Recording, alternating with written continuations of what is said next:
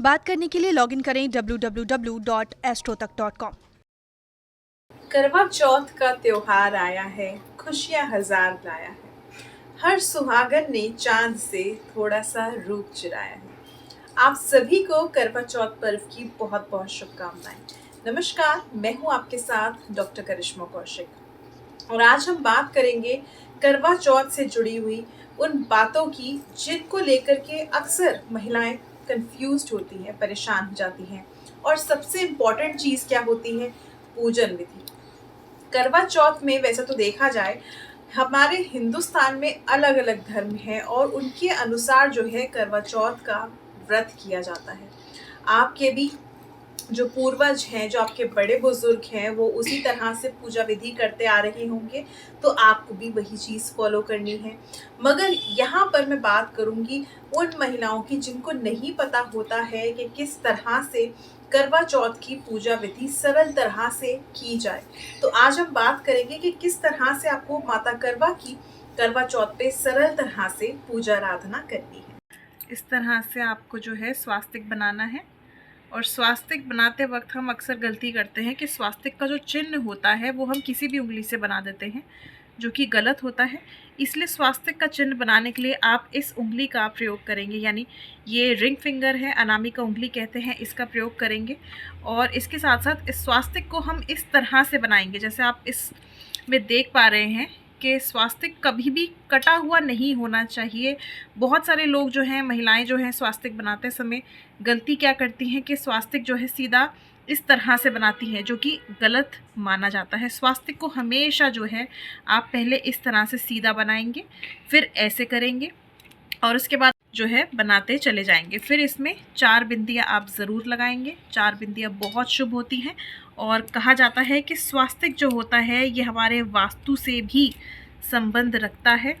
हमारे घर का जो मुख्य द्वार होता है वो स्वास्तिक की तरह बिल्कुल होना चाहिए। स्वास्तिक एक तरह से शुभता का प्रतीक माना जाता है और इसके साथ साथ भगवान श्री गणेश जी का भी प्रतीक माना जाता है। इस पे हम थोड़े फूल रखेंगे, अक्षत रखेंगे और साथ साथ रखेंगे थोड़ी सी हल्दी। इस तरह से हम जो है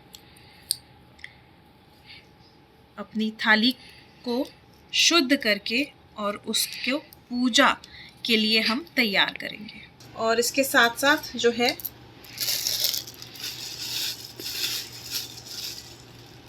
हम थोड़े से गुलाब के पुष्प भी इस पर अर्पित करेंगे। इसमें घी लिया है, शुद्ध गाय का देसी घी। और जो पुष्प हैं वो आप मैंने दीपक में रख दिए हैं, क्योंकि मैंने कलश पे जो है आसन अक्षत का दिया था, इसीलिए मैंने पुष्प दीपक में डाल दिए हैं। दीपक में भी डाल सकते हैं, इसके अलावा अक्षत पर भी आप जो है पुष्प रख सकते हैं, पुष्प का आसन दे सकते हैं। तो सबसे पहले हमने जो है एक चौकी लेनी है इस तरह से, और इस पे लाल रंग का एक वस्त्र बिछाना है। करवा चौथ की पूजा पे लाल और पीले का महत्व होता है। लाल रंग प्रेम का कारक होता है, मंगल का कारक होता है, और पीला रंग जो होता है बृहस्पति का कारक होता है, विवाह का कारक होता है। तो इस तरह से आप जो है जो चौकी पे कपड़ा बिछाएंगे वो पीले रंग का या फिर लाल रंग का ही प्रयोग करेंगे। और इसके साथ साथ जिस प्रकार मैंने माता करवा का चित्र रखा है, ये जो कैलेंडर है ये आप ज़रूर रखें।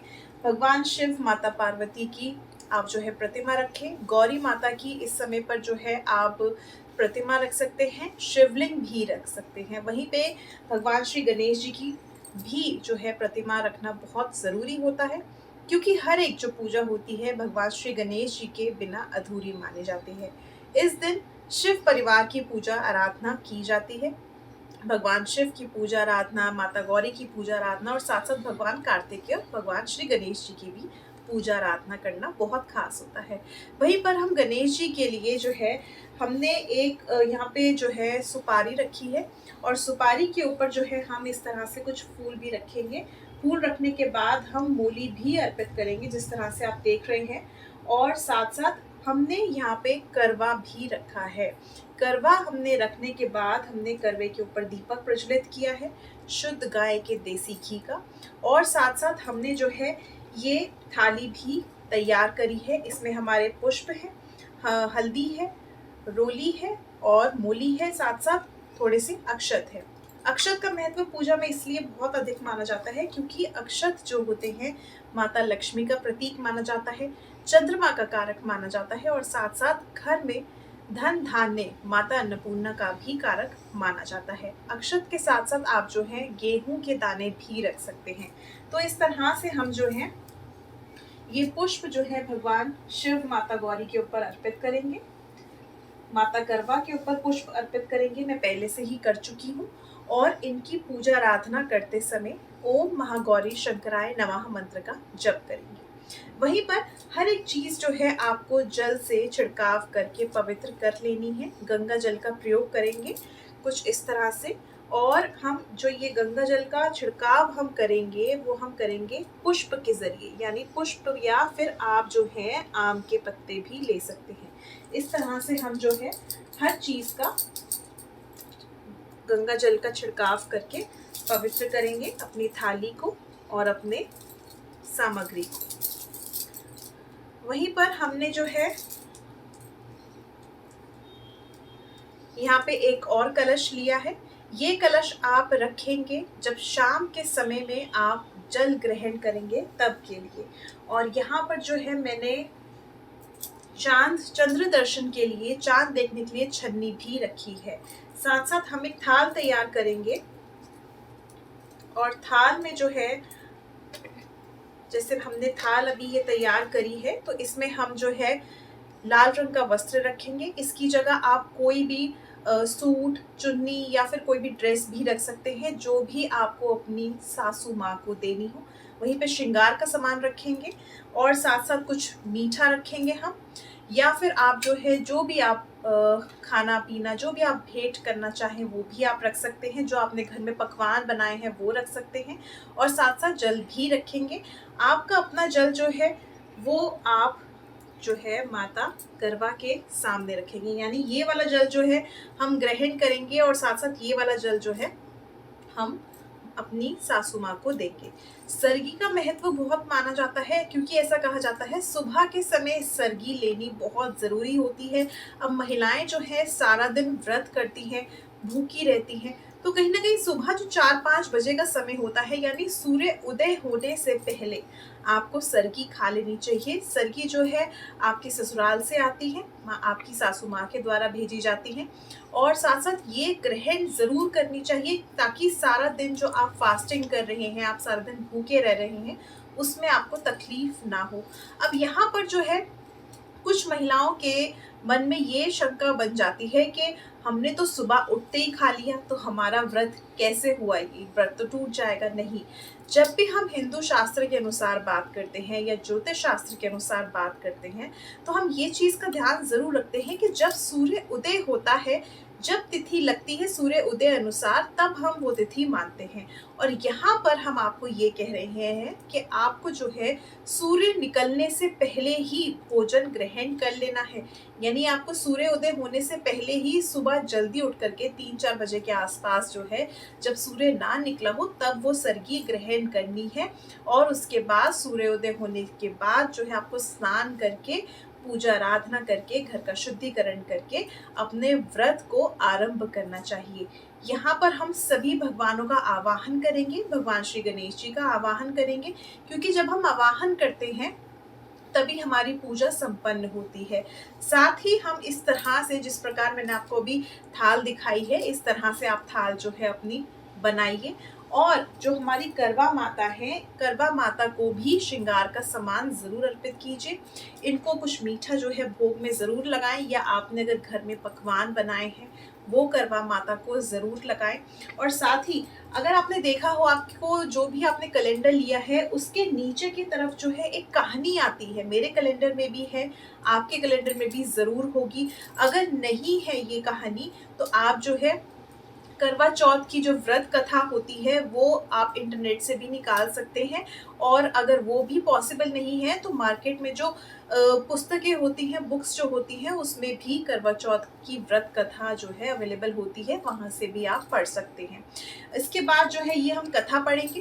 कथा पढ़ने के बाद जो है आप अपना थोड़ा सा जो है फल फ्रूट या दूध ज़रूर लेंगे क्योंकि अगर हम बहुत लंबे समय तक भूखे रहते हैं तो कहीं न कहीं हमें परेशानी हो जाती है, डिहाइड्रेशन हो जाती है और इसका सीधा-सीधा जो प्रभाव है, उसका गहरा नकारात्मक प्रभाव हमारे स्वास्थ्य पे भी पड़ता है। तो इसीलिए कथा के बाद जो है आप थोड़ा दूध लें या फिर आप फल-फ्रूट लें, जूस लें, इस तरह से आप जो है भोजन थोड़ा-थोड़ा ग्रहण करें। अन्न का सेवन इसमें नहीं करना है। जो चीनी फ़ॉर्म में होता है, जैसे हम चाय में चीनी डालते हैं या चीनी वाला खाना, वो आपको नहीं खाना है। इसके अलावा आपको चाय नहीं पीनी है क्योंकि कैफ़ीन होती है, चाय में चीनी बन डलती है, तो वो कहीं न कहीं हमारे व्रत को एक तरह से तोड़ देती है, तो इसलिए ये चीज़ें आपको नहीं लेनी है। बाकी आप फल-फ्रूट ले सकते हैं जिसमें नेचुरल शुगर होती है, जूसेस ले सकते हैं, मिल्क ले सकते हैं विदाउट शुगर। तो इस तरह से थोड़ा-थोड़ा जो है आप चीज़ों को ग्रहण करें ताकि आप एनर्जेटिक भी रहें और अपने व्रत को आप जो है एन्जॉय कर सकें, इस त्योहार को एन्जॉय कर सकें। ऐसा ना हो ये पर्व जो है आपको कहीं न कहीं संकट में डाले, तो इसीलिए आप जो है कथा के बाद आप थोड़ा-थोड़ा भोजन जो है वो ग्रहण करें। शाम के समय में, चंद्र उदय के समय में, यानी जब चंद्रमा उदय होता है तब आप जो है चंद्रमा के दर्शन करेंगे।